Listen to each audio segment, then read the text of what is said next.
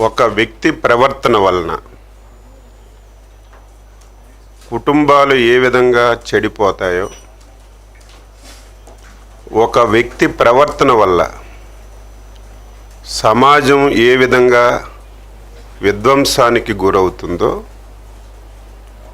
ఒక వ్యక్తి ప్రవర్తన వల్ల ప్రాంతాల మధ్యన, కులాల మధ్యన ఎటువంటి విభేదాలు వస్తాయో, దీనన్నింటికీ మించి పదవీ కాంక్షతో ఎన్ని అగత్యాలకి పాల్పడతారో దానికి బెస్ట్ ఎగ్జాంపుల్ ఉదాహరణ జగన్మోహన్ రెడ్డి గారని చెప్పి ఈ సందర్భంగా తెలియచేస్తున్నాను. నా మాటలు అందరూ వినాలి. ఈవెన్ సాక్షి మీడియా కూడా లైవ్ ఇవ్వాలి.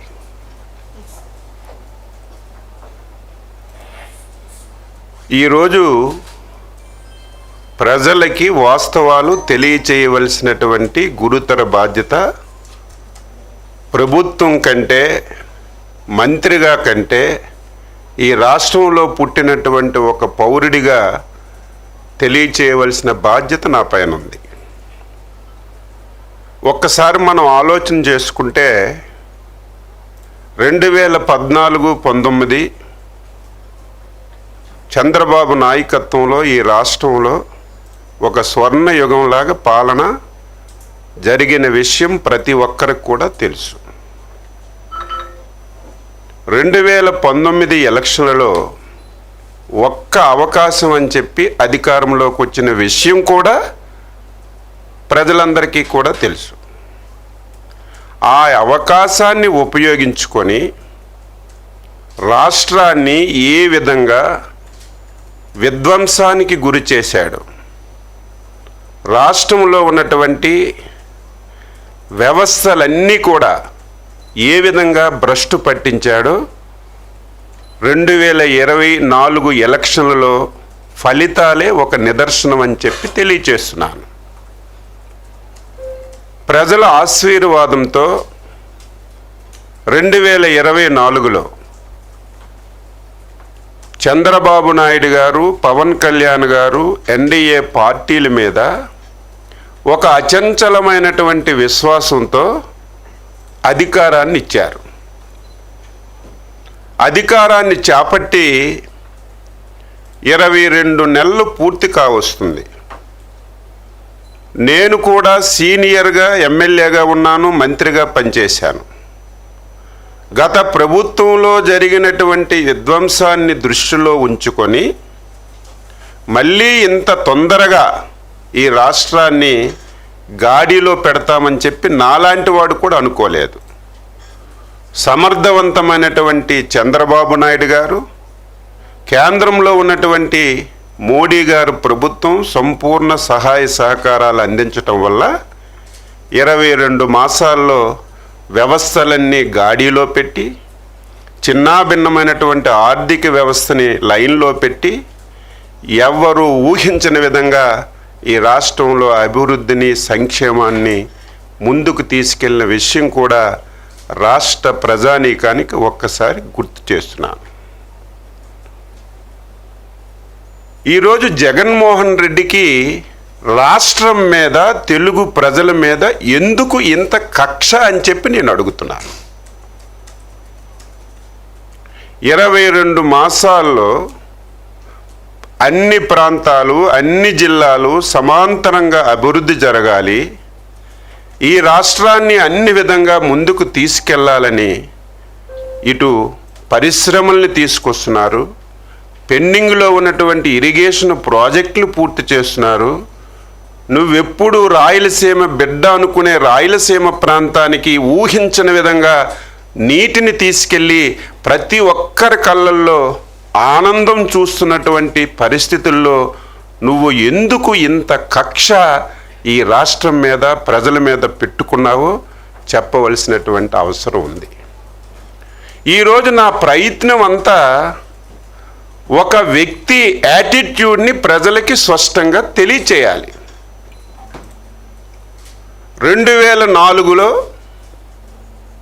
వైఎస్ రాజశేఖర రెడ్డి ఈ రాష్ట్రానికి ముఖ్యమంత్రి అయ్యారు.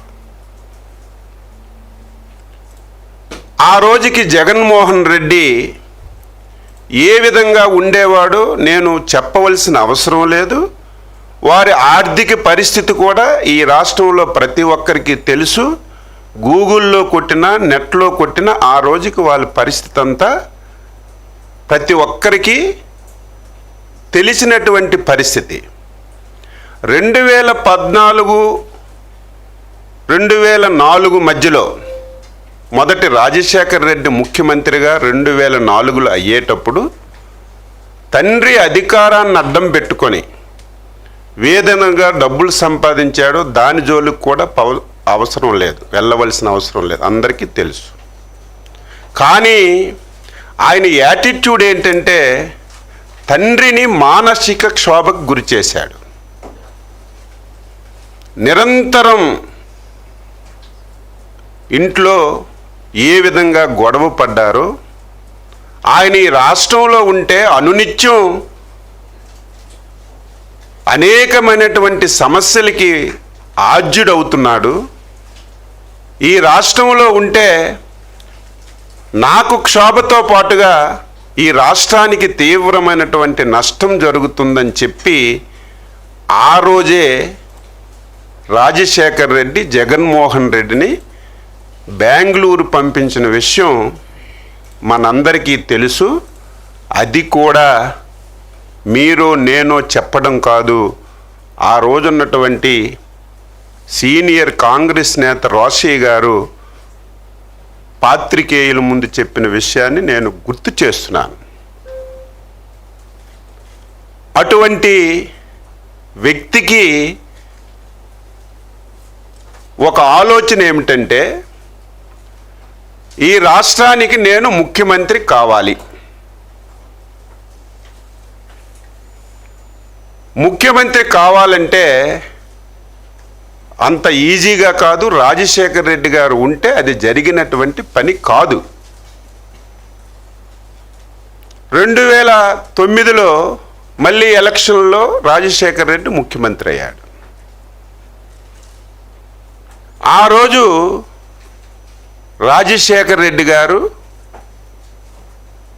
చిత్తూరు జిల్లా పర్యటనకి వెళ్ళారు. ఒకసారి ఇవన్నీ ఎందుకు గుర్తు చేస్తున్నానంటే ఒకసారి గుర్తు పెట్టాలి. చిత్తూరు జిల్లా పర్యటనకి వెళ్ళేటప్పుడు హెలికాప్టర్ మిస్ అయ్యిందని చెప్పి అందరం ఆందోళన చెందుతున్నాం. రాజకీయ పార్టీలకు అతీతంగా, కులాలకు అతీతంగా, మతాలకు అతీతంగా రాజశేఖర్ రెడ్డి గారు హెలికాప్టర్ మిస్ అయ్యింది, ఏమయ్యారు, ఏం జరిగిందని చెప్పి అందరం ఆందోళన చెందుతున్నాం. ఈవెన్ మా పార్టీ అధ్యక్షులు కూడా చంద్రబాబు నాయుడు గారు ప్రత్యేకమైనటువంటి టెలికాన్ఫరెన్స్ తీసుకొని మీరు కూడా అన్వేషించండి, ఎక్కడైనా సరే సమాచారం దొరుకుతుందా, ఎక్కడైనా ఏమైనా ఇన్సిడెంట్ జరిగిందని చెప్పి చంద్రబాబు నాయుడు గారు కూడా ఆందోళన చెంది ఆయన యొక్క ఆసూకీ గురించి ఏ విధంగా ఆందోళన చెందామో ఇక్కడ చాలామంది పాత్రికేయులు ఉండుంటారు, చాలామందికి ఈ విషయం తెలుసుంటుంది. రాజశేఖర్ రెడ్డి గారు చనిపోయే సమయంలో నువ్వు ఎక్కడున్నావో చెప్పవలసినటువంటి బాధ్యత నీకుంది. ఆ సమయంలో ఇతర రాష్ట్రాల్లో నువ్వు ఉండవలసినటువంటి అవసరం ఏమొచ్చిందని చెప్పి నేను అడుగుతున్నాను.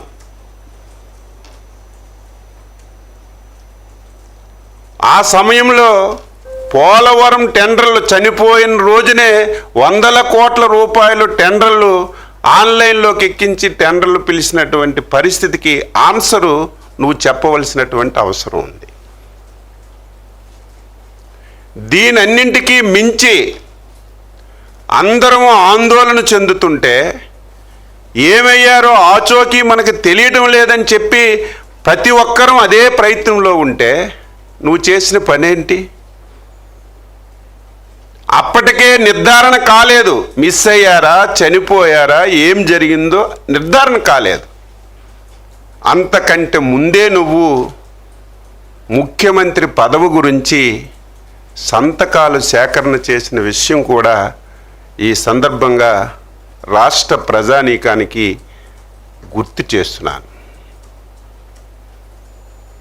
మనిషి యాటిట్యూడ్ తెలుసుకోవాలి. ఆ రోజు చాలామంది చాలా అనుమానాలు వ్యక్తం చేశారు. జగన్మోహన్ రెడ్డి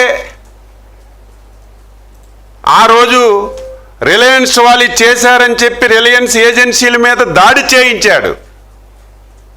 మళ్ళీ అదే రిలయన్స్ వాళ్ళతో మంచి చేసుకున్న వాళ్ళకి రాజ్యసభ స్థానాలు ఇచ్చాడు. అదే సమయంలో చాలామంది సీనియర్ నాయకులు చాలా రకాలుగా మాట్లాడారు.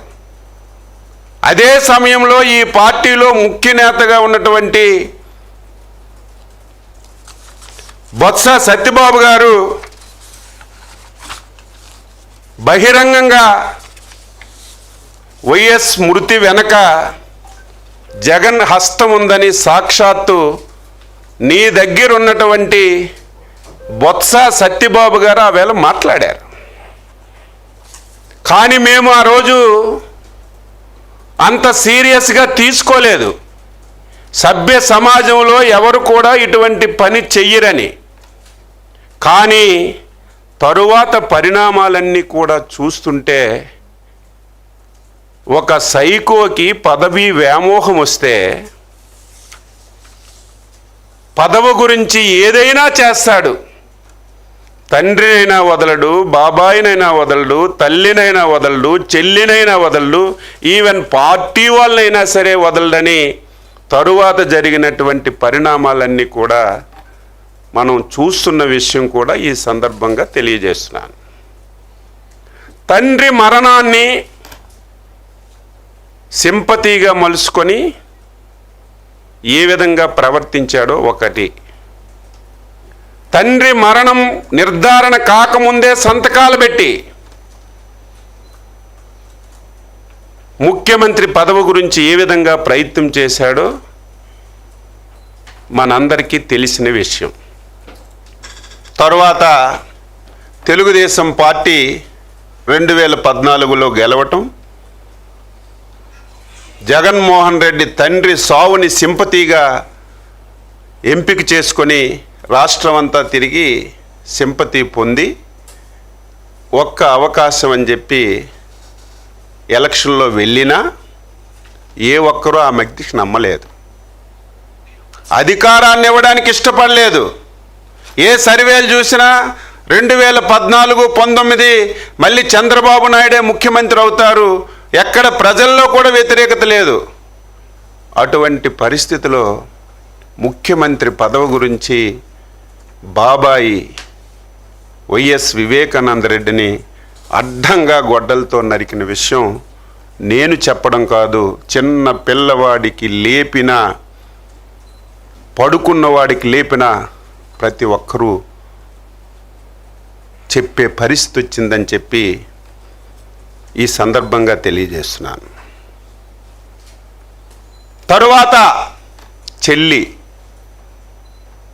నువ్వు జైల్లో ఉంటే ఏ విధంగా పాదయాత్ర చేసిందో ప్రతిరోజు ఆవిడే మాట్లాడుతుంది. ఏ విధంగా నీ గురించి, నీ పార్టీ గురించి కష్టపడిందో ఆవిడే చెప్తుంది. తండ్రి ఇవ్వవలసినటువంటి ఆస్తి కూడా ఇవ్వకుండా ఇంటిలో బయటికి పంపించిన విషయం కూడా రాష్ట్ర ప్రజలు ఒకసారి తెలుసుకోవాలి. ఎవరమైనా సరే, ఎవరి మీద వ్యతిరేకమున్నా తల్లిని, తండ్రిని, చెల్లిని, కుటుంబాన్ని గౌరవిస్తారు. కానీ ఒక వ్యక్తి తన స్వార్థం గురించి, పదవి గురించి ఎవరిని దృష్టిలో పెట్టకుండా ఏ విధంగా వ్యవహరిస్తున్నాడో విఘ్నులైనటువంటి ప్రజలు తెలుసుకోవలసినటువంటి అవసరం ఉంది. మీ నాన్నగారు మీ చెల్లికి సమాన వాటా ఇమ్మన్నారు, నా సమక్షంలోనే మొత్తం రాసి పెట్టారు, నువ్వు ఇవ్వాలని చెప్పి తల్లి అడిగితే చివరిని తల్లిని కూడా బయటికి పంపించినటువంటి నైజం ఉన్నటువంటి వ్యక్తి జగన్మోహన్ రెడ్డి అని చెప్పి ఈ సందర్భంగా తెలియజేస్తున్నాను.